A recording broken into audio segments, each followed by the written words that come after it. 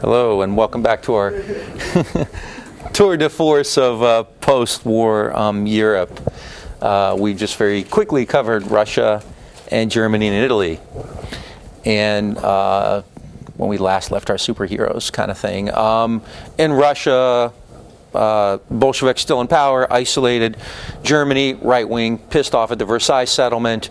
Ludendorff and Hitler using that, among others, right-wingers, to kind of exploit the Versailles settlement for their own ends. In Italy, Mussolini comes to power, establishes his corporate state, and gets the Vatican's endorsement. In France, things happen a little bit differently. There was a conservative revival in France. There's one of my favorite books about World War I, which I would never assign because it's about 900 pages long. It's by a historian named Arno Meyer, and it's called Politics and Diplomacy of Peacemaking, Containment, and Counter-Revolution at Versailles. Typical academic title, really boring, but I think it's a brilliant book. And in it, he says, during the war, the forces of movement had the initiative. By forces of movement, and I'll actually use this paradigm again, so I'll write it out. The forces of movement were the left. And during the war, there was this kind of leftist initiative where the unions were getting stronger and the socialists, they were basically able to say, this war is bad, this is a war for the wealthy, this is a rich man's war, kind of the Debs kind of thing. And so there was this kind of leftist momentum during the war. What happens once the war ends, though, is that the forces of order, which was the old regime, which had been in charge, kind of reestablishes their primacy. So in the aftermath of the war, by 1919, 1920, 1921, and what I just talked about in both Germany and Italy is an example of this, the forces of order are basically reestablishing control. There was this brief period, 3 or 4 years, where things were dicey, and the unions were gaining more strength, and the socialists were becoming popular, and the communists were on the offensive, especially after the Bolshevik Revolution. But by 1919, 1920, 1921, things are settled in. And the old regime is very persistent. Meyer has another book called The Persistence of the Old Regime. And this is really, I think, a really simple but brilliant analytical tool that you can apply to pretty much any war. Where, you know, you'll see that after World War II, where there's this brief flurry of movement where the left gains its initiative, but then the old regime comes back in and reestablishes things. They do it differently. They have to recast society to adapt to new realities. But for the most part, it's the same people. And so you see that in, clearly Mussolini's emergence, the way he crushes the socialists as part of that. Hitler and Ludendorff, the way they're able to use the Versailles settlement to crush the left as part of that. In France, you see it, although it certainly happens far less malignantly than it does in Germany or Italy. But the conservatives come back into power basically via election. In the early 20s, the prime minister of France is a man named Raymond Poincaré, who is anti-German and wants to take this hard line against Germany. In fact, Poincaré considers Clemenceau soft on Germany. Clemenceau was the prime minister at Versailles who actually was responsible for the German reparations. And it's Raymond Poincaré who invades the Ruhr Valley in 1923. However, that doesn't help France's economy, because what does Germany do? Passive resistance. So France is not getting anything from Germany. The idea behind Versailles was that Germany would pay France.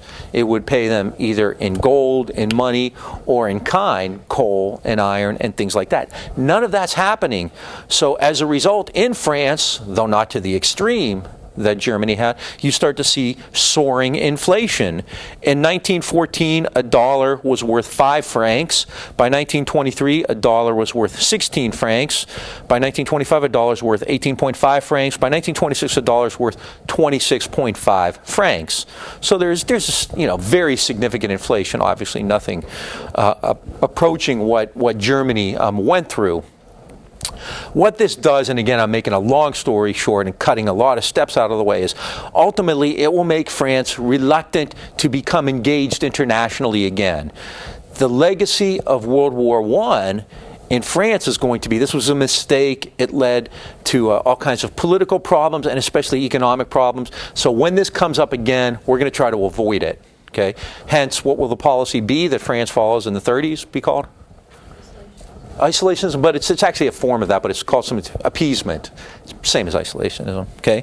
So this is what France does. This economic shock actually leads France, kind of in a sense, leftward, because the aftermath of the war is considered really negatively. Okay, Britain. Same thing. In the elections of 1918 in Britain were called the khaki elections, khaki being the color of military uniforms. And the British elections involved a lot of German bashing. Okay? So if you wanted to run for office, you bashed the Germans. David Lloyd George, who was the prime minister, said that Britain should exact the last penny we can get out of Germany up to the limit of her capacity. So again, the old regime in Britain reestablishing itself. Now, Britain had established a Labour Party. Britain, I believe, is the first European country to actually have a Labour Party, which allegedly exists today, although the way Tony Blair runs Britain, one would be hard-pressed to see that as being Labour. However, the old regime is able to kind of, reestablish itself and essentially take control. However, Britain, too, has economic troubles. Britain relies for currency, as all these major industrial powers do, on exports, and Britain sees a major drop in exports. By 1921, British exports to France and the United States, its two major trading partners, France and America, fell 65%. June 1921, 42% drop. British unemployment was about 25 to 30%. Think of that. A quarter to a third of the country is unemployed. So Britain finally starts to kind of waver, and they start to think maybe the Germans have a point. Maybe Keynes had a point. In 1923, in fact, in Britain, a Labour government comes to power. It's the first Labour government led by Ramsay MacDonald. And Ramsay MacDonald essentially goes after the French, saying, this hard line against Germany is killing all of us. All right? So Britain begins to open up the whole question of reparations and loans and debts. The British are the first to kind of break this facade of unity and say, we have to revisit this whole thing because it's messing up all of us. Now, the United States officially says, we're not going to negotiate, we're not going to do anything, but anybody with a realistic view of the situation knows that Europe is in deep trouble, with massive inflation and unemployment, production is down, and Germany's just basically sitting on its ass. They're not doing anything, passive resistance. They are not producing goods to pay the reparations payments. So the Americans, even though officially say, we're not going to change our policies, they know they have to do something, so they send a banker to Europe named Charles Dawes. And hence you will get a plan for European stabilization, which will be known as the Dawes Plan. Okay, the Dawes Plan is right underneath corporate state. You can read that. So what happens? Okay, Dawes goes to Europe, 1924. Charles Dawes is a banker. He had been Secretary of State or Treasury, I can't remember at one point. He was from Marietta, Ohio. So Ohio boy, yeah. He gets there, and Germany had established, Germany had begun to take some measures, remember, from the horrible crisis. They had abandoned passive resistance. Remember, they were just sitting around. They start working again. Germany goes back to work. They established a new currency, the Rentenmark, which was 1 trillion old marks. Why do you create a new currency? What's the point of that? Control inflation, right? Germany's central bank says we're going to be responsible. They go to Britain and they get loans from the Bank of Britain, from the central bank. They stop printing their own new money and they stop loaning money to the government. So they are now pursuing a tight money policy, and the German economy begins to recover very slowly and very minimally. The key, however, to overall German recovery is what? The reparations. In their case, the debt is a form of reparations. So if you have to pay it, it's kind of the same thing. But let's for the sake of kind of clarity, we're going to refer to Germany as the reparations, and the rest is the debt. All right. The key to Germany's economic revival is reparations. If reparations payments have to continue, so will German inflation, because the only way they will be able to do this is to run the printing presses. So Charles Dawes comes to Europe, and this is what he sees. And he steps in and he establishes the Dawes Plan. The Dawes Plan says we will fix Germany's reparations payments for 5 years. And as their economy increases, then we will increase the reparations payment. So it gives Germany a little bit of a break. More importantly, it says we will assist the Germans. We will improve their economy by giving them loans of about $200 million. These will be, in the United States, people will be able to buy Dawes Plan subscriptions. You can buy these loans that you will give then. Dawes raises the money through private sources. $200 million, okay? The exchange rate, I looked it up before I came here. There's a really cool website, by the way, I sent you if you want to know like what money is worth at a particular time. The exchange rate in 1920 and today is about $9.16 for a dollar. So if I say $200 million, then 200 million times 9 is 1.8 billion, right? So this is the kind of money we're talking about. American officials want to support the Germans, but they also want to make sure Germany pays to the limits of its capacity. So in a sense, even though the U.S. kind of recognizes the problem and is taking some measures, it still doesn't quite get it. I mean, forcing Germany to pay to the limits of its capacity still is going to constrict the German economy. In addition to that, Germany's loans have to be paid off with interest. And how does a country gain currency or interest? What do they have to do? What's the key to getting currency, to getting outside currency, hard currency? Export, trade, right, trade. All right. However, that's hard to do because even at one point, Germany actually does begin to trade more and get export earnings. But as soon as that happens, what do the workers do? What do they want? They want higher wages, right? Because you're bringing more money in. What does the kind of, what does the government want to do with that money? What kind of social services does it provide? I mean, all these questions are raised up. So the Dawes Plan actually does bring a temporary economic revival, but it doesn't last long. Okay, and we'll see why. For one thing is that what monies that Germany does bring in are basically offset by the need to meet, social needs and higher wages and so forth. Okay. On another hand, and let me kind of give you a sneak preview of this, what we're going to see happening is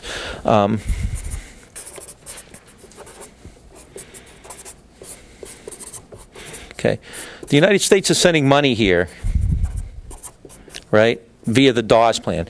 Germany is going to use that for its reparations payments, okay? And remember that Britain and France have debts to the U.S. That makes perfect sense. That here, let's kind of, there we go. That's much better now. All right, keep that in mind. We'll get back to that, but you can kind of see where this is headed. Okay, politically. Try to go through this quickly.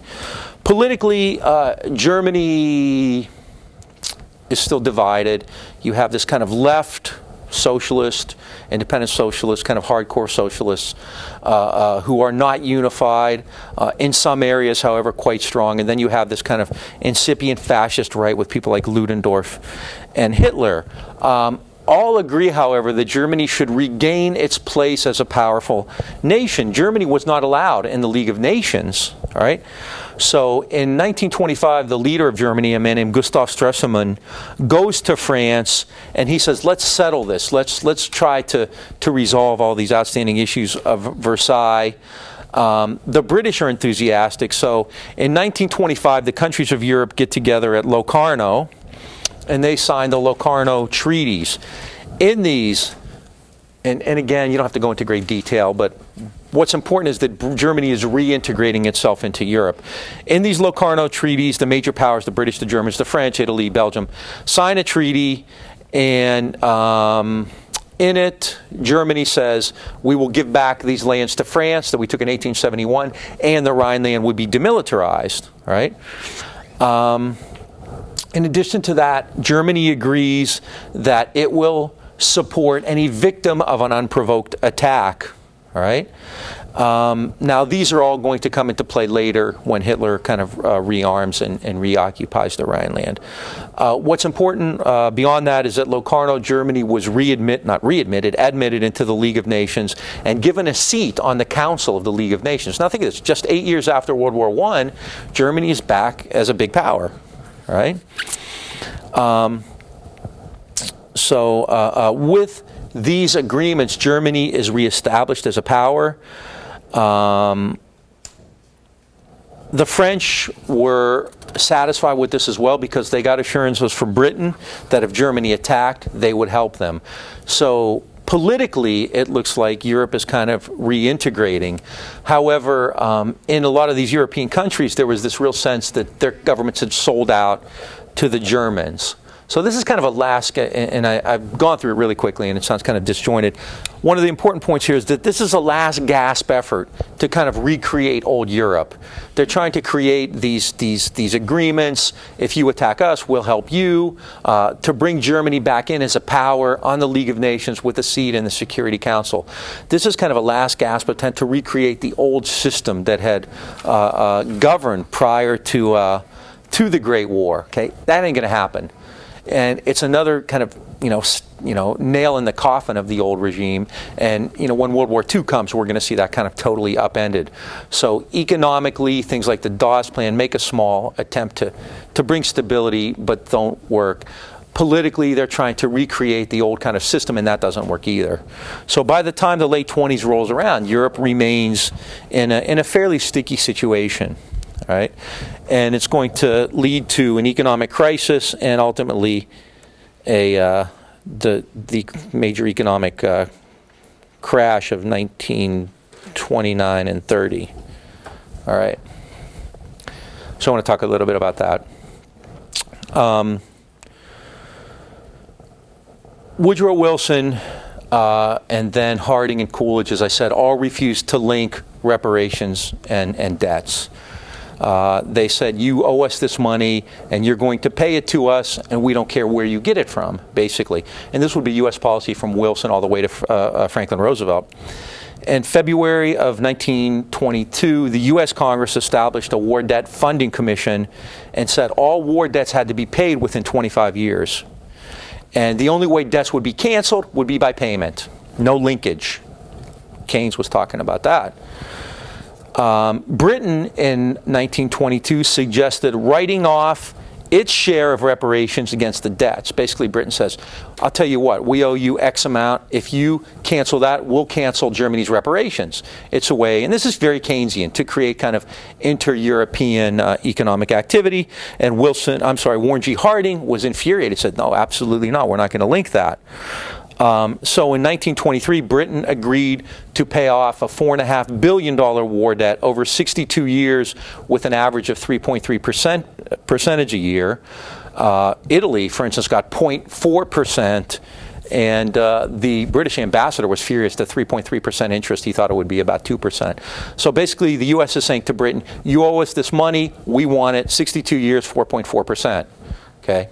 4.4%, that'd be nice now, but that's a significant amount. Now the French don't want to negotiate. They're hardcore. They believe that debts and reparations have to be linked, that reparations have to be decreased, and that debts have to be canceled. This is what Keynes suggested as well, not out of any sense of goodwill or moral propriety, simply because that is the only way you're going to encourage increased economic activity. France was also upset because it believed it was overcharged. France's debt was $3.4 billion. 1.9 billion was borrowed during the war. In addition to that, those loans were not just handouts. Those loans were given with strings attached. France, when it received those loans, had to purchase equipment from the United States. And in fact, in 1919, after the war had ended, the U.S. made France buy nearly $1 billion of military equipment. So yeah, we'll give you the money, but then you have to spend it here. What's the point of that? guarantees markets. It's welfare, right? We'll give you this money, but then, you know, you have to come back and spend it. So it's a way to subsidize your own industries without handing the money straight to them. So you give it to the French or the British, and then they have to purchase things back. That's the same way the Marshall Plan works. You mentioned that when we get to that. Marshall Plan is the exact same thing. You have to buy goods from us if we give you this money, all right? So both the British and the French are upset about this, and they're negotiating, but there are great arguments about the interest clause. Finally, in 1926, the Americans and the French cut a deal, 62 years payment at 1.6%, which is half of what Britain got. The French are upset, so Europe, as you can see, has not resolved any of these economic issues. Now, one of the real problems was that, and this is where we get into dicey Econ 101 stuff, and I'll try to simplify it, and don't worry if it's not, you know, apparent. Britain, immediately after World War I ended, returned to the gold standard. Okay. Now, remember when we talked about this, the gold standard is very conservative. It means that the value of your currency has to be linked to the amount of gold in circulation. Now, the gold standard prior to World War I was $4.86. Okay, the dollar parity was $4.86. What that means is that if you have gold, you can trade it, and they have to give you either £1 or $4.86 for it. It's fixed. Okay, an ounce of gold or whatever is worth how much. So Keynes said that returning to the gold standard would be a mess. Okay, Keynes said if you do that, you either you're not going to inflate the currency, right? You return to gold. That's very conservative. Okay, if you return to gold, the amount of currency in circulation has to be in parity to the amount of gold in circulation. Okay, so that's going to lead to deflation, if anything. Keynes said that if you have a deflationary situation, what's the result of that to people? If there's deflation, how's that going to affect average people, workers? What will that do? Wages will be depressed. And what else will happen? They'll lose their jobs. Okay? It will lead to unemployment. Keynes basically said you should never create economic recovery by inducing unemployment. Now, this was essentially policy until the 1980s and 90s. Reagan and Thatcher break with this, the so-called monetarism. I mean, Thatcher and Reagan both, if you recall their so-called economic revivals of the 80s, induced very high inflation. Unemployment, 8, 10, 12% in many cases. So Keynes said, it is worse in an impoverished world to provoke unemployment than to disappoint a rentier. A rentier is basically somebody who lives off the income of property. Okay, so Keynes' suggestion was that Britain not return to the gold standard, that they let the currencies float, which may cause inflation. But inflation, as we said before, if you're in debt, inflation isn't so bad, right?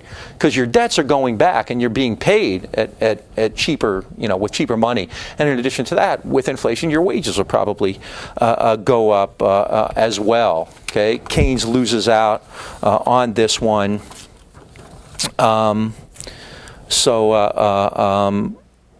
The return to the gold standard and conservative money policy. Now, how do you think that'll affect trade? It's the other kind of part of this. One is unemployment and wages. Trade is the other aspect of this. A return to gold, a return to conservative monetary policy. Yeah. Any econ majors in here? What do you think? In general, decrease the amount of trade. Yeah, and it does. That was Keynes' warning. He said this is going to decrease trade because, again, you have to trade based on this gold standard at fixed rates. So if if the rates can't be devalued or if they can't be adjusted, then a pound is worth $4.86. That's it. And if it's fixed, then essentially if one country has inflation, you're going to export that inflation because your prices are going to be inordinately high, and that country can't adapt. That country can't change its currencies to adapt to your inflation because it's fixed according to this gold standard. Keynes saw that coming, all right? So Keynes said, again, we can do that. We can maintain this $4.86 conversion rate based on the gold standard.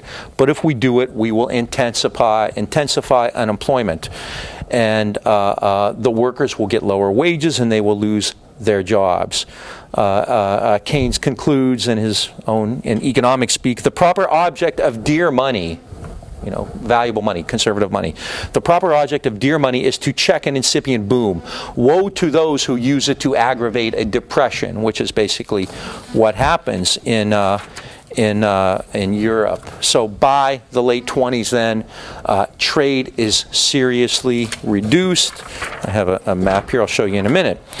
So by 1929 then, Britain has no economic revival, unemployment is high, and inflation in Germany and France is still high. So just as the U.S. had sent Charles Dawes to Europe in 1929, they sent the president of General Electric, Owen Young, to Europe. And the Young Plan again adjusted the reparations payments. They lowered Germany's total obligation to $8 billion over 58 years at 5.5% interest. Okay, this is an aspect of what Taft would call dollar diplomacy. Okay, the U.S. is going to use economic measures to try to get its way rather than coercive. The Dawes and Young plans were popular among Americans. I mean, a lot of Americans subscribed in these. It was easy to come up with the money. People wanted to invest in Germany. Why wouldn't they? I mean, Germany may be, really in deep difficulty right now, but this was an economic power, so it's considered a fairly safe investment, and there aren't that many places in the world to invest. So between 1924 and 31, Americans invested over $2.5 billion in Germany, and Germany was doing pretty well, okay? However, those kinds of investment, as any capital would, this isn't money, this is capital, right? These are capital investments. Capital depends on a continuing outflow, okay? And a continued use of that money for productive means. Well, that isn't really happening. Basically, what you get with some, all right, the way it should work, if we can go to this, is that the United States gives money to Germany, whether it be the Dawes or the Young plans, right? All right. Now, ideally, what would Germany do with that money?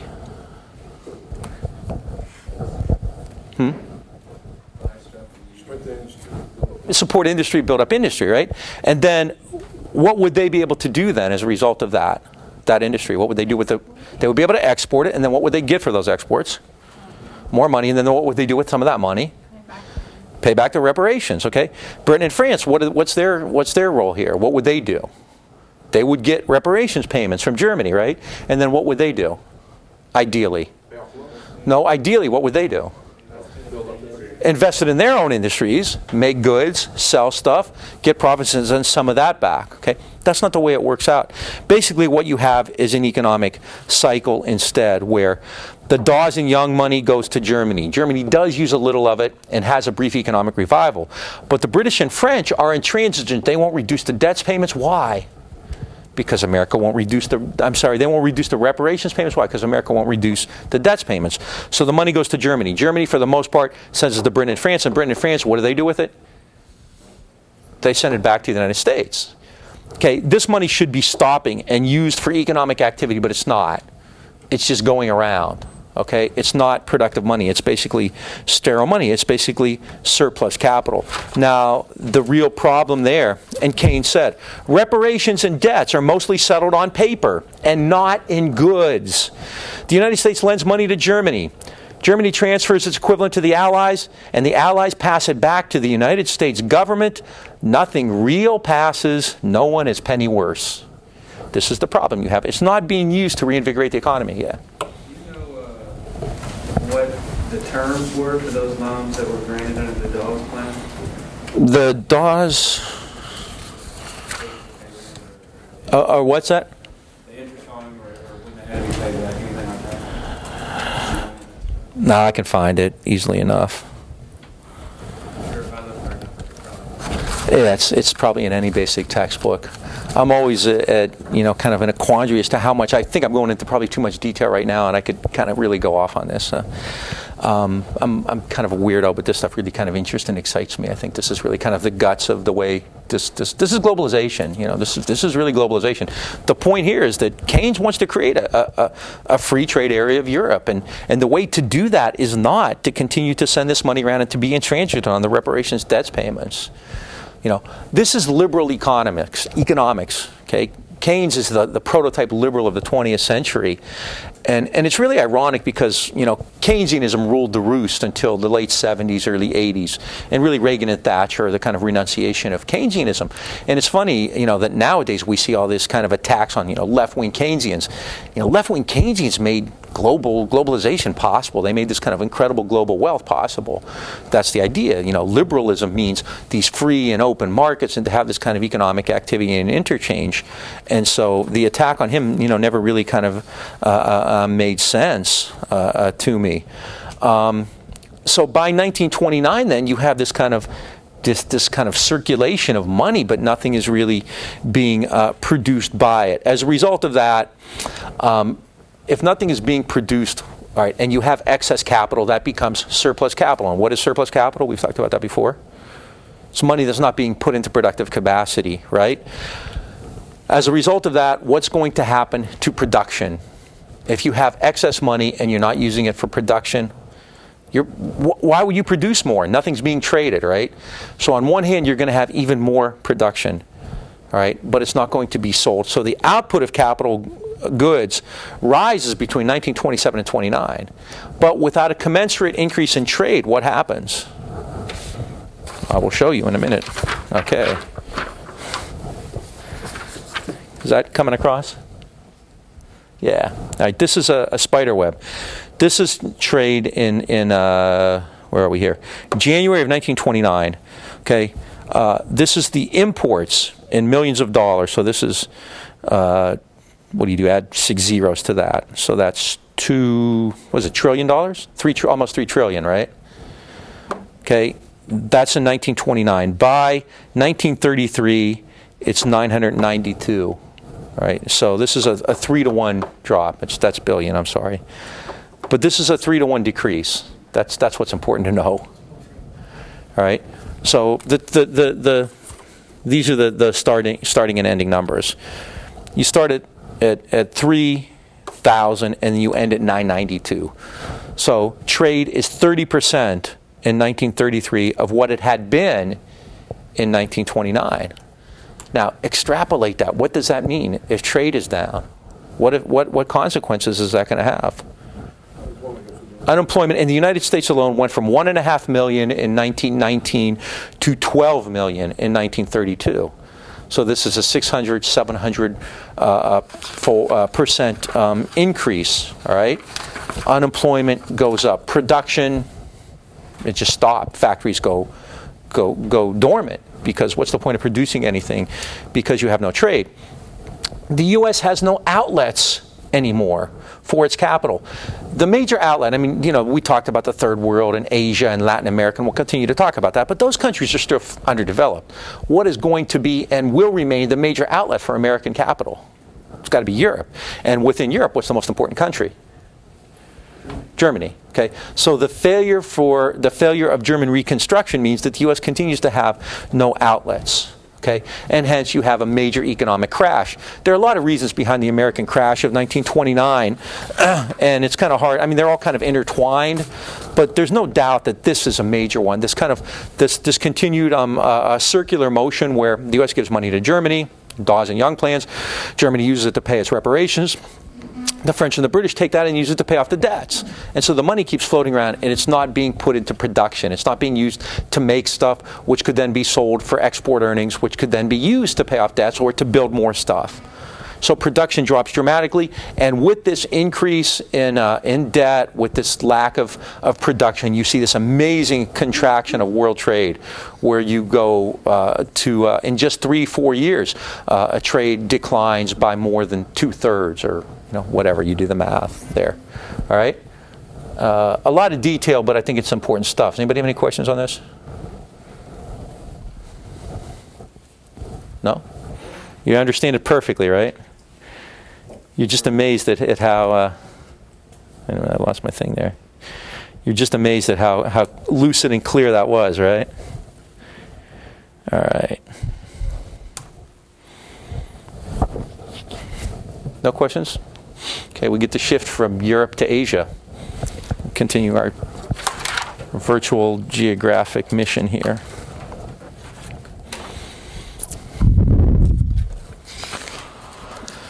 All right. I do have a map there. Cool. All right. Just as the economic reintegration of Europe is critical to U.S. economic health after World War I, the United States continues to believe that the markets of Asia are essential for long-term economic prosperity.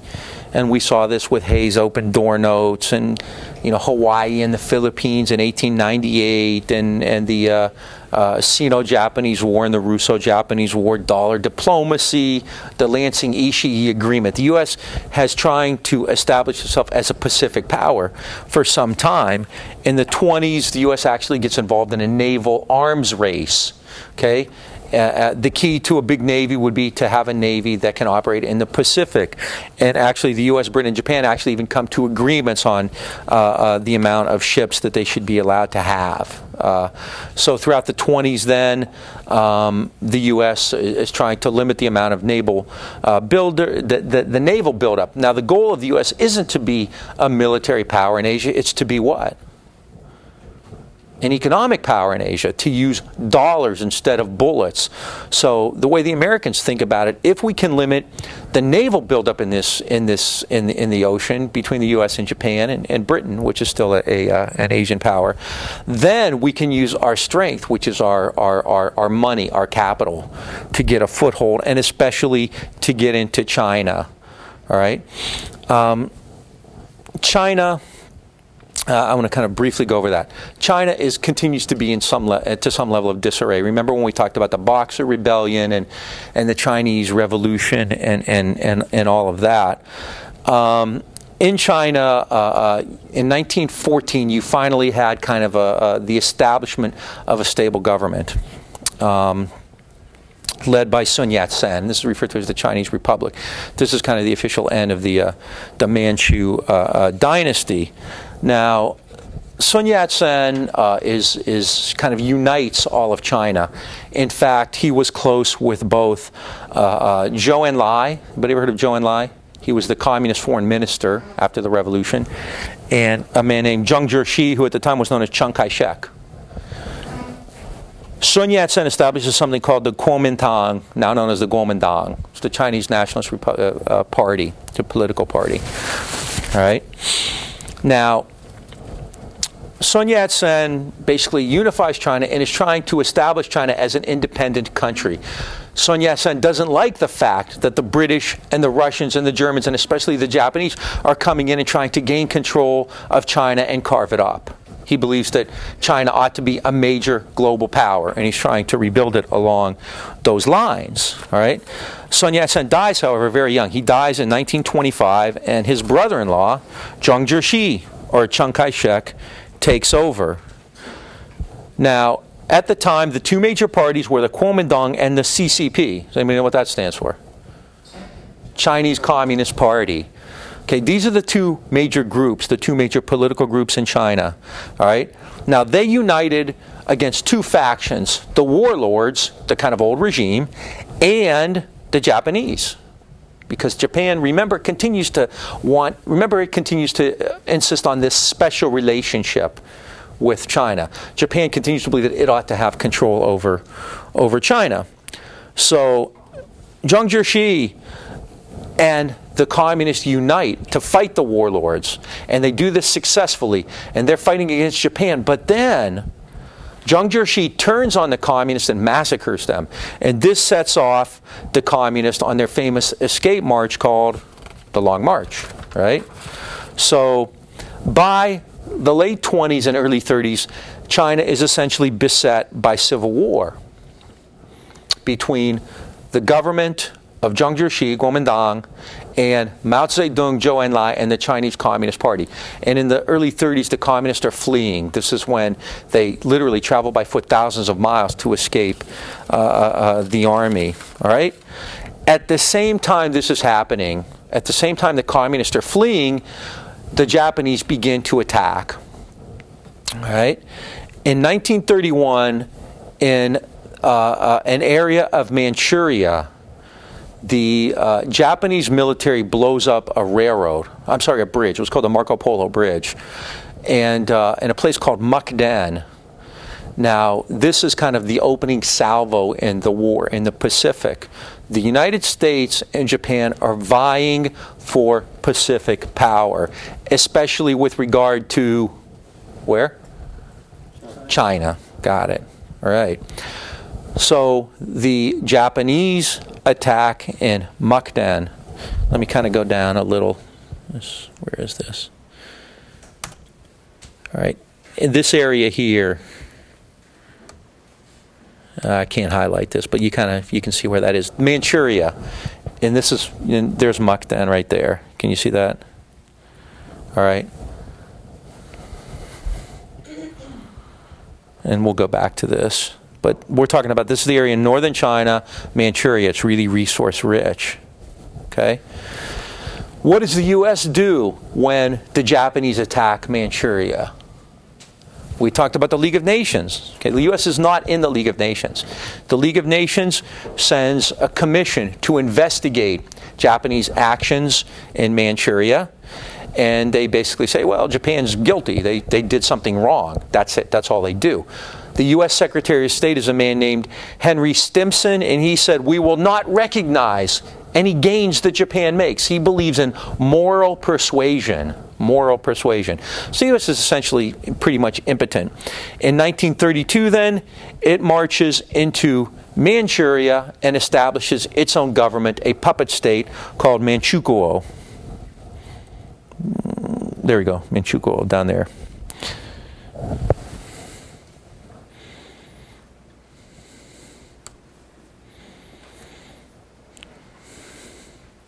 All right, that area, Manchuria, that I showed you in the previous map, Japan goes in and takes over that entire area and establishes its own government. They call it Manchukuo. Has anyone ever seen the Bertolucci movie, The Last Emperor? That's what this is about. All right, the last emperor, the last Qing emperor was at the time a young boy named Henry Puyi. And Henry Puyi, by this time, is, I don't know, he's in his late 20s, early 30s. He's still fairly young. And the Japanese take Henry Puyi and they reinstall him as a piece of puppet, right? The Japanese are actually calling the shots. They're running Manchuria, and they rename it Manchukuo, and they put Henry Puyi in power. So the Japanese, this is before Hitler or Mussolini have done anything like in Ethiopia or Austria or anywhere. The Japanese have gone into Manchuria, which is a vital area. Everybody wants that for minerals, for resources, for railway. And the Japanese have taken it over. And the U.S. doesn't do anything. The U.S. basically sits back and really is unable, other than to condemn Japan, to do anything. It simply issues this policy of non-recognition.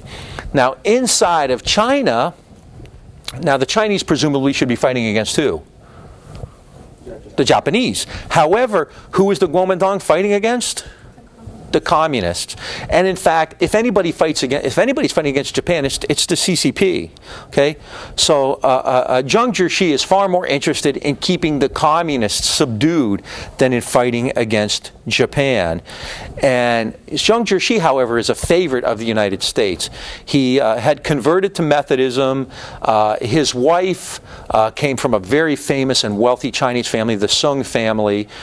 His wife just died last year. She was 106 years old. She was living in Princeton, Madam Chang. For her what? Like a lot of them, or what? That's Imelda Marcos. There's this kind of stereotype of Asian women, the dragon lady stereotype, and Imelda Marcos and Madam Chang and Madam Nu. I mean, that's often used against Asian, like kind of powerful Asian women, but that's all often part of the kind of the whole image on them, right? But and Zhang Jieshi especially had real good contacts with American businessmen. and especially Henry Luce, who headed Time magazine and Life magazine and all this stuff. So, which meant Zhang Jieshi got two things: great publicity in the United States and a lot of foreign aid. Tons of foreign aid. And in fact, in 1937, Time magazine picked Zhang Jieshi and his wife, Madame Zhang, as the man and wife of the year. They said that the Chinese people, under one supreme ruler and his remarkable wife, were fighting for Western civilization. Think about that for a minute. They're fighting for Western civilization. American missionaries called Chiang Kai-shek the most enlightened, patriotic, and able ruler in the 3,000-year history of China, because who would know more about 3,000 years of Chinese history than white American missionaries, right? You're kind of jumping ahead, but one of my favorite quotes, it comes from World War II, when the U.S. is talking about developing China, and a senator from Nebraska stands up, and he says, "We will lift Shanghai up and up, ever up, until it is just like Kansas City." All right. Why is Zhang Jieshi getting all this great PR? Because Japan invades China. Japan wasn't happy with Manchuria. It decides it wants the whole island, the whole country. So in 1937, Japan goes in and invades all of China. And it's a brutal invasion, far worse than anything that the Nazis did prior to Poland. Even after Poland and France, actually, but as brutal as anything you would see until the invasion of the Soviet Union in '41. The famous rape of Nanking. Japanese aviators fly missions and they just destroy Chinese villages. And what does the U.S. do once more? Non-recognition, moral persuasion.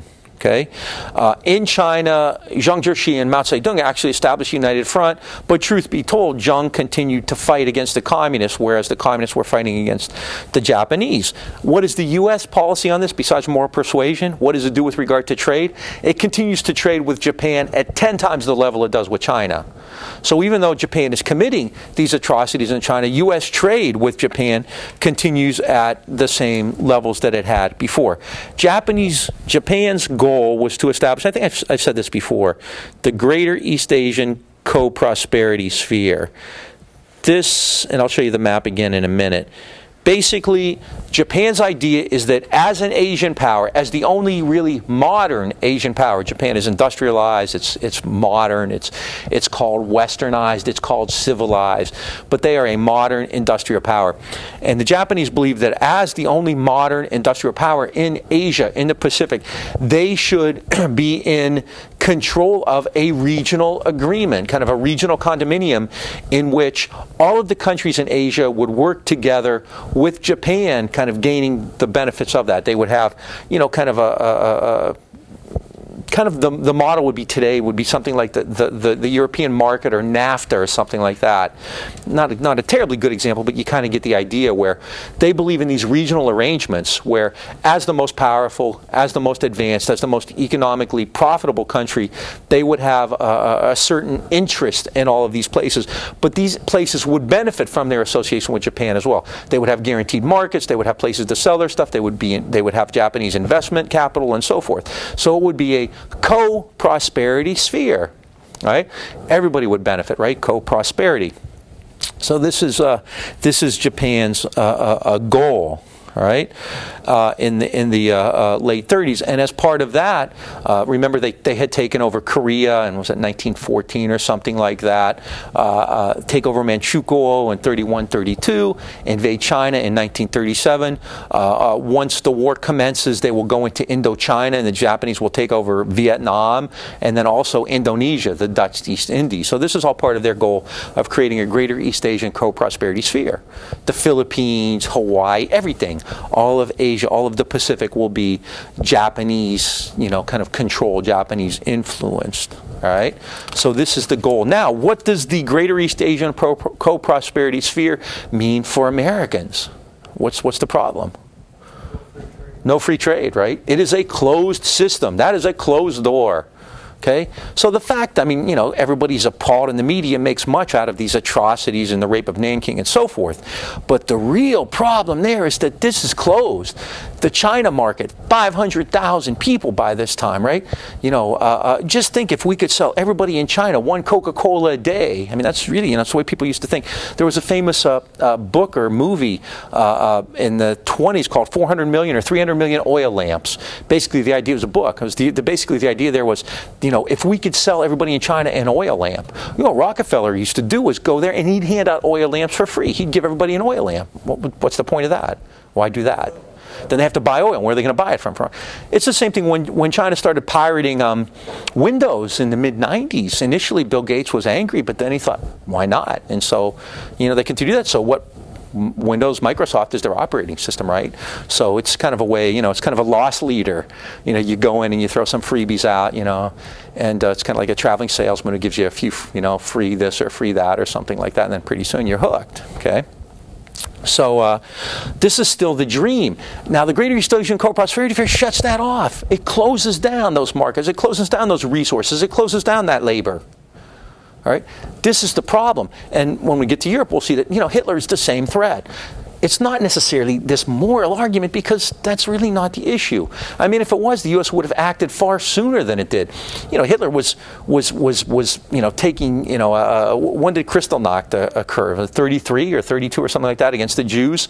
And yet the U.S. maintained quotas on Jews emigrating into the U.S. well into, what, the late 30s, early 40s, right? So this isn't a moral issue, you know, and it can become one later.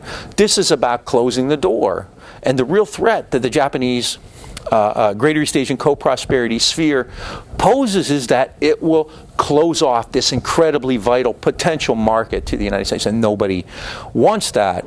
So the U.S. has to do something. Now, it doesn't have the capacity in the 30s, and we'll talk about that in a minute. The U.S. is in an isolationist period, and in fact, there are laws on the book keeping it neutral. There's this great sense of a public outcry against the U.S. getting involved in another war. The aftermath of World War I, as I said, had been very disillusioning. People had a bad taste in their mouths about World War I. In addition to that, there were these hearings led by a senator named Gerald Nye, which suggested that World War I was caused by war profiteering, that all these companies got into the war so they could make money off of it. So Americans didn't want any part of the war. So Roosevelt doesn't do anything, and he has these neutrality laws, so he's not able to do anything even if he wanted to, and that's debatable. So Roosevelt calls for a quarantine of Japan. But that's it. It's again, it's all rhetoric. There's no sanctions.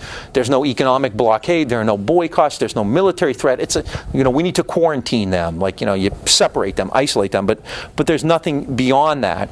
In 1937, a group of Japanese aviators, Japanese warplanes, actually sunk an American warship as they began to attack Nanking. And Roosevelt and his Secretary of State, Cordell Hull, were furious at the Japanese for attacking their ship. Japan apologized, but Roosevelt wasn't sure. Roosevelt didn't believe it was a mistake. The Japanese said, you know, we're sorry, that was a mistake. Roosevelt believed that it was intentional.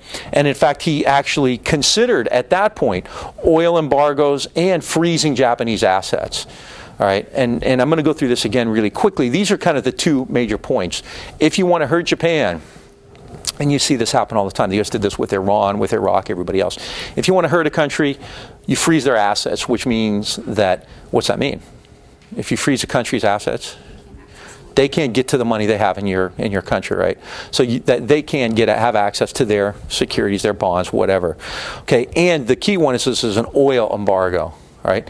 Now, what kind of domestic oil industry, this is a trick question, right? What kind of domestic oil industry does Japan have? How big is Japan's domestic oil industry? They have none. Japan has no indigenous sources of oil. So where's it get most of its oil from? Not yet. Not in the 30s. Yeah. Today, yeah. United States. Yeah, United States, right.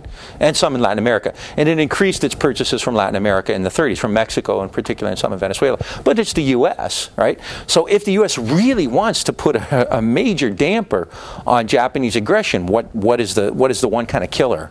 It's an oil embargo. And a lot of people are telling FDR, embargo oil, embargo oil. You want to hurt him? Embargo oil. FDR doesn't want to do that. He doesn't want to precipitate a crisis with Japan. Okay? So he continues to back off. This is in 1937. You don't get an oil embargo and a freezing of assets until 1941. So for 4 years, the U.S. essentially sits there and hems and haws and negotiates, but nothing really happens until 1941, when, as in Europe with Germany, the U.S. finally sees that Japan is not stopping. They're going to continue to proceed on this aggressive path. So Franklin Roosevelt's the president now, clearly wants to avoid war with Japan, wants to continue trade, wants to continue to the term often uses modus vivendi, way of living, accommodation, way of getting along with the Japanese. In order to preserve, access to the open door. Doesn't work. In 1940, the Japanese go into Southeast Asia, they go into Vietnam, they go into the Dutch East Indies, they join with Italy and Germany in this axis. Finally, in 1940, Roosevelt begins to embargo first aviation fuel and scrap iron. Many of his advisors were telling him to embargo oil. He still went slow on that, hoping to avoid. An oil embargo would be kind of a signal that all had fallen apart. If you embargo oil, Japan will take that as an aggressive act, and your chances of an accommodation have pretty much evaporated. So Roosevelt doesn't do that. Yeah. Are there also kind of domestic economic implications for Japan? For domestic reasons, would Roosevelt have been? Yeah, I think he was reluctant. Sure, he was reluctant to cut off a big market. Sure, yeah, of course. I read it like 85% of Japan's oil from the U.S. Yeah, could be substantial. Oh, it was. I'm sure that's part of it. Especially there's a depression going on, and you don't want to lose that. But I think even more than that, it's this real sense that liberal open door trade is not kind of facilitated by war. And the real goal there, I think, is to avoid war, to come to some kind of a liberal trade agreement on it. And these kinds of embargoes and kind of punitive actions, these sanctions, really make that far more difficult. But yeah, clearly the U.S. doesn't want to lose that market. Finally, though, in 1941, it's the invasion of Indochina that finally does it. In September of 1940, Japan goes into the Dutch East Indies. I think I misspoke a minute earlier. They go into Indonesia, the Dutch East Indies in 1940. In July of 41, they go into Indochina. Why? What's especially Indonesia? What's in Indonesia? Dutch shell, right? So at that point, Roosevelt says, okay, these guys aren't going to stop. This greater East Asian co-prosperity sphere is basically trying to shut off all of the Pacific to us. We can't allow that to happen. So finally, in the summer of 41, Roosevelt stops all trade with Japan, seizes all Japanese assets, and finally includes an oil embargo. Japan's in trouble at this point without American oil. This is when the U.S. begins intercepting their messages. Japan is clearly planning something. No one is really sure what. And on December 7th, the U.S. knows something's going to happen. They actually think it's going to happen at the Philippines, but instead Japan strikes Pearl Harbor. Japanese ships had been headed towards Southeast Asia. The U.S. didn't think that they were capable of two major operations at once. The Southeast Asia, the fleet was actually a feint, and the real attack obviously was at Pearl Harbor. It gave Japan a short-term advantage. Caught the U.S. off guard, and for 6 months, Japan was able to kind of have its way in the Pacific. But Admiral Yamamoto, the head of Japan's Navy, said, I'll run wild for 6 months to a year, but I am utterly without confidence after that. And that's exactly what happened. But it does draw the U.S. into the war in 1941. Okay, very quick. And again, the real problem there, you can see on the map here, which will give you some sense of how much. See this yellow line? All right, initially it's the. Wait a second, I have the. All right, and this kind of, pointing my finger at it, that's smart. This color stuff here, like Mukden and French Indochina, that kind of, what is that, brown or yellow or whatever, orange, it's a different color on yours than on mine. That's the area that Japan controls. What is it, December 7, 1941. But then, within 6 months, see this yellow line, that perimeter? Japan gains control of all of that. So within, 6-7 months, it basically has, that entire, Western Pacific. Okay? So that's the maximum area they were at before Guadalcanal. This is before, is it Guadalcanal or Midway? Well, August 7th, 42 was Guadalcanal. Was it Guadalcanal? Okay. Where's Midway? I guess Midway's outside that. Yeah, it's close to Pearl Harbor. Yeah, there's Midway. Okay, yeah. So there. But I mean, what's really important? I mean, a lot of these are small islands. What's important? Well, is Philippines. I was lucky I found that on time. I would have embarrassed myself. The Philippines and China are kind of more developed, and you know, this leads. I'm going to go through the war in like 5 minutes. So if you're interested in that, there's a lot more stuff on it. But prior to that, you can see, you know, the U.S. I'm sorry, they have Mukden, they have parts of China, Indochina, and then the Dutch East Indies aren't on there, but the Japanese also take control of that too. Okay. So then you can kind of see what's happening. By the late 30s,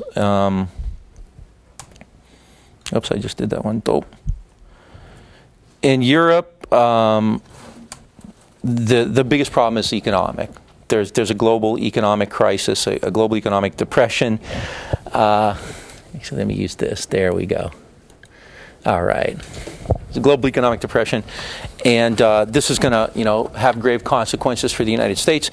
In Asia, Japan is trying to close off this open door, and especially with regard to access to China. All right, so you can kind of see this buildup and where this is headed. Right? Anybody have any questions? I'm going through this pretty quickly because I do want to, you know, kind of get through as much as I can. But you know, if you have any questions, don't let me kind of fly through this if there's something important that I'm missing. So, no, yeah. Control of the Pacific Islands to the Japanese primarily. What, strategic and refueling? Because A lot of it is, yeah. the size of the Chinese market, I can't imagine there's different people in the Marshall Islands. Yeah. No, that's more strategic. Yeah, I mean, it's to have that, but also to prevent, you know, the U.S. from establishing. Yeah, that's it.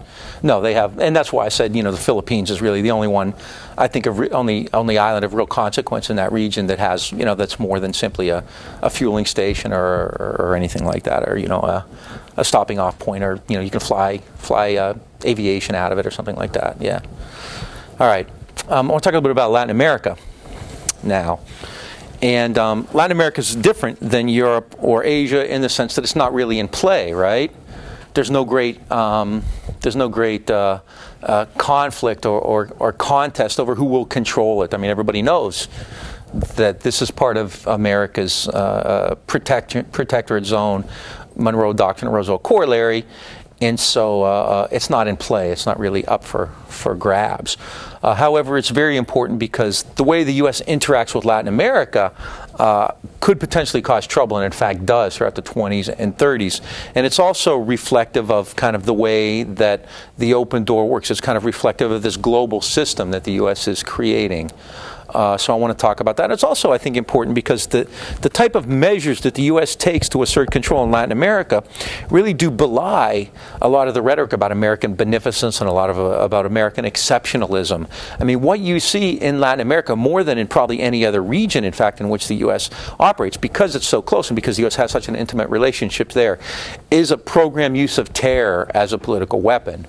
Not necessarily conducted by the U.S., although sometimes it is, but by its proxies with full consent and support of America. So we're going to start talking about that, and that'll be a theme.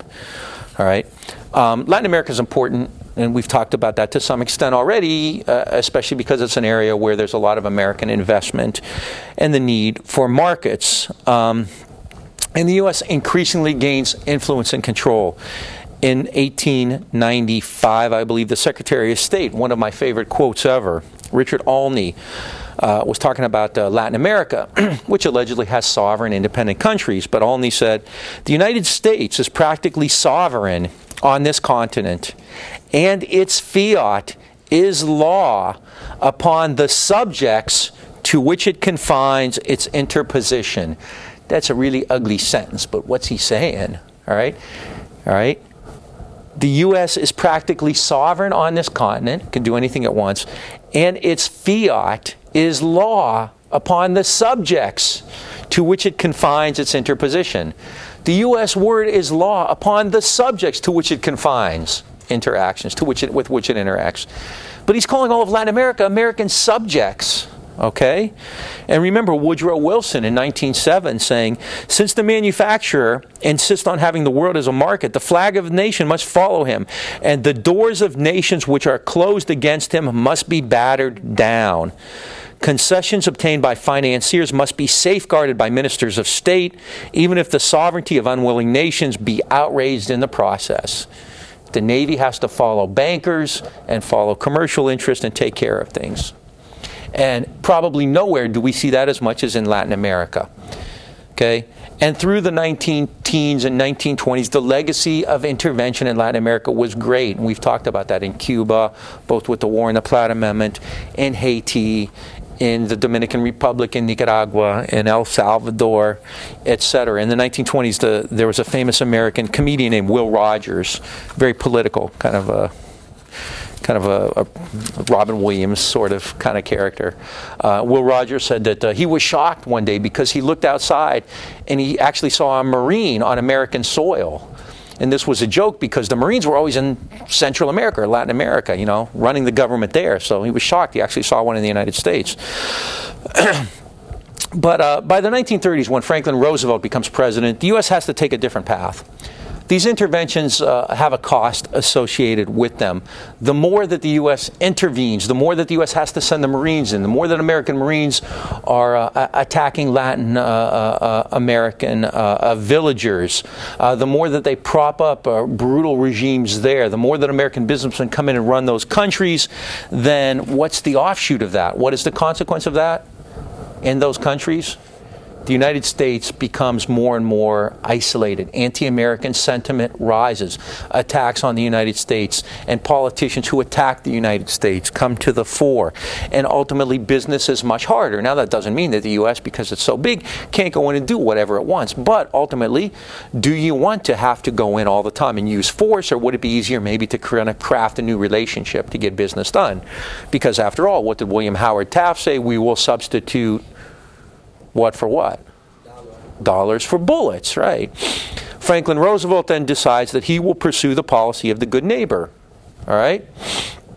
Roosevelt wants to find new tactics. Now, this is a tactical shift. The goals remain pretty much the same, which is hegemony.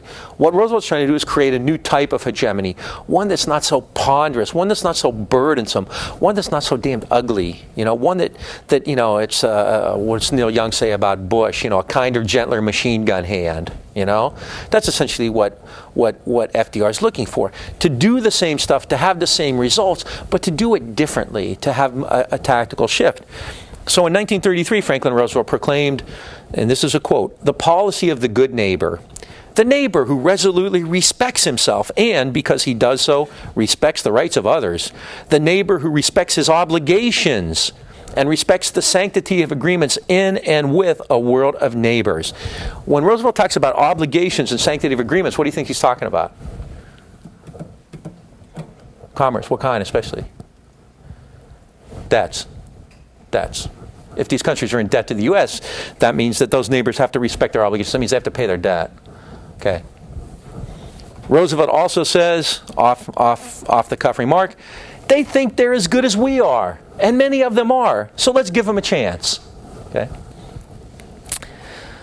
What is America's key role in Latin America? Capital investment. It's an important place for the U.S. to invest. About 1/3 of America's total investments abroad are in Latin America. And it's really crucial to Latin American development. What it does, however, and this is crucial, is it leads to incredibly uneven development in Latin America, okay, where it maintains this kind of, and props up this old kind of caudillo structure. U.S. capital was heavily invested throughout the region in mining, in petroleum, in fruit, in agriculture, and so forth. American investment in 1914 was $1.26 billion. By 1929, $3.52 billion. And remember, the exchange rate is somewhere in the 9-to-1 vicinity. In electricity, bananas, sugar, mineral oils, so forth. The United States bought copper and bonds in Chile.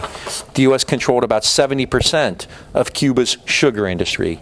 The United States, through UFCO, the United Fruit Company, controlled the Honduran economy and overthrew governments there when it suited their needs. In Venezuela, the United States had major oil interest, which accounted for half of all Venezuelan revenues. In Nicaragua, the United States controlled the government and established the National Guard, the Guardia, and hunted down nationalists. We'll talk about that. In El Salvador, the United States supported the governments against the rebel army led by Farabundo Martí. Okay, so the United States in all these regions is deeply immersed in local politics and economics. Okay, it's going to change things though. Change is going to come. It's not going to know. It's no longer going to always send the Marines in to kind of just have their way and do their thing. The U.S. now is going to have a good neighbor policy. So instead of sending in the Marines, it's going to engage in what some critics called colonization by contract. Okay, instead of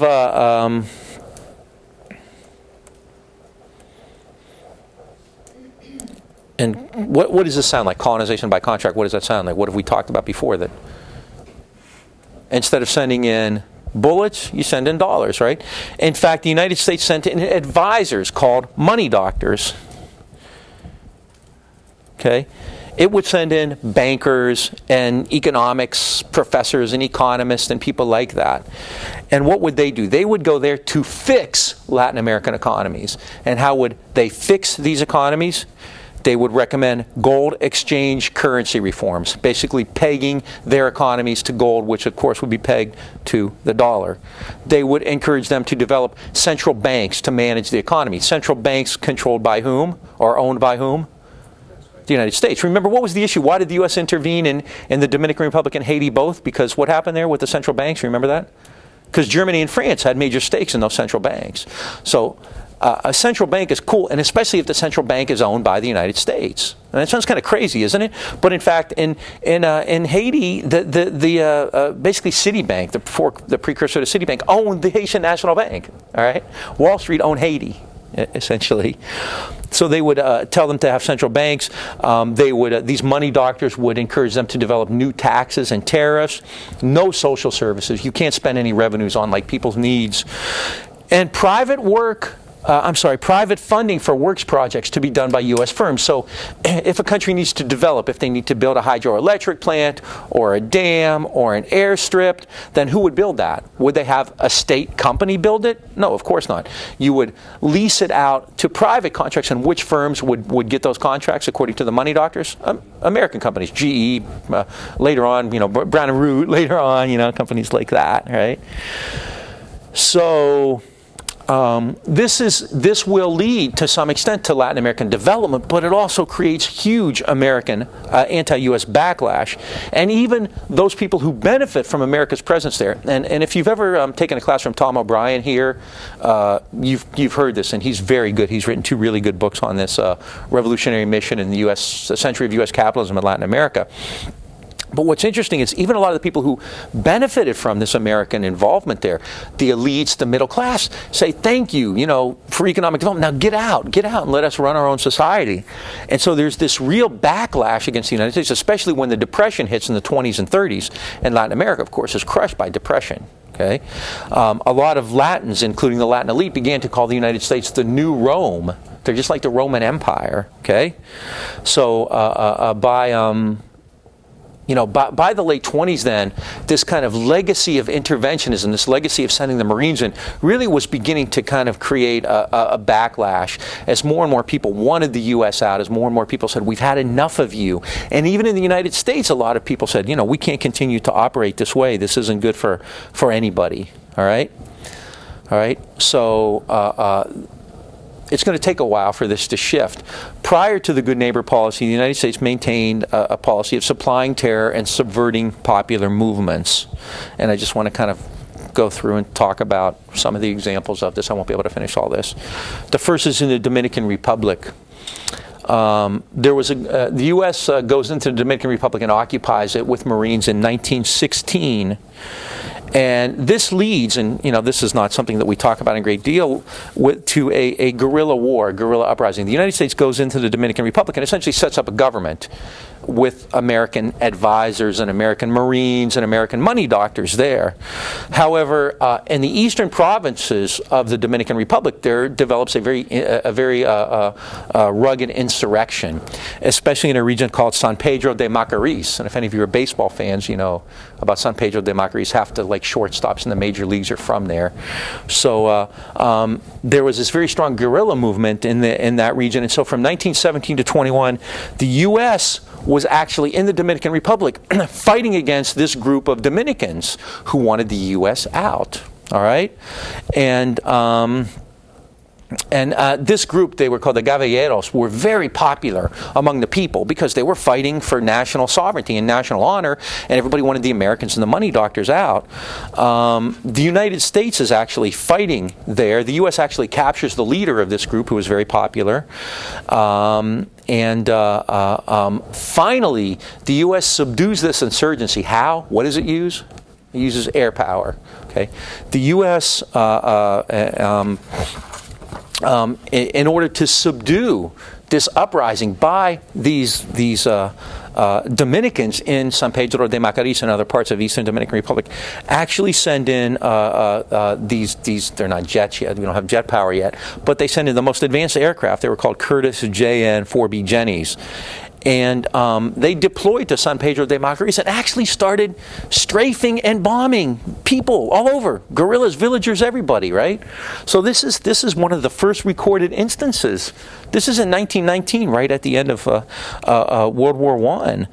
But they, bombing tactics against these forces there. Actually, what I've got, the account of it I have is actually from the Marine Corps' official webpage on it, the official study on it. So this isn't something they're ashamed of. This is part of their legacy, right? Yeah, we bombed these rebels in the Dominican Republic. So this is how now, I guess if I wanted to be a smartass, I could say, okay, it's clearly terrorism to take an airplane and run it into a building, but what's this? When you use these aircraft against, these people in this, incredibly, impoverished rural area, who are trying to get rid of you. So, trying to oust you. So this is how the U.S. finally subdues the Dominican rebellion, and this is at a cost of a lot of lives, of course. The United States also reorganized the National Guard of the Dominican Republic and handpicked its chief of staff, a man named Rafael Trujillo. Is that on there anywhere? Oh, I was trying to be funny. Okay. The U.S. put Rafael Trujillo in charge. Rafael Trujillo was the American chief of staff of the National Guard, handpicked by the U.S. He became president in 1930 in a very violent and fraudulent election. He won the election 224,000 to 1,900. Okay, 224,000 to 1,900. Even Jeb Bush couldn't pull that off, right? Trujillo got tons of arms from the United States. American businessmen who controlled the Dominican sugar industry supported him. And FDR, and there is still debate as to who FDR was referring to when he said this, but it may have been Trujillo. FDR once said, yeah, he's a son of a bitch, but he's our son of a bitch. Trujillo was a brutal and bloody dictator who really kind of caused, mayhem and disturbance throughout that country for about 30 years. He was finally overthrown in 60 or 61, I believe. But Trujillo was really a product of the United States, and the U.S. kept him in power. There was a bloody repression throughout that period against unionists, against socialists, against human rights activists, basically against anybody who challenged the regime. So the U.S. continued to support this terrorist government and to subvert the people's will, and it had ever since the teens. All right. This is something that's going to continue, which we'll pick up with next week in other areas as well.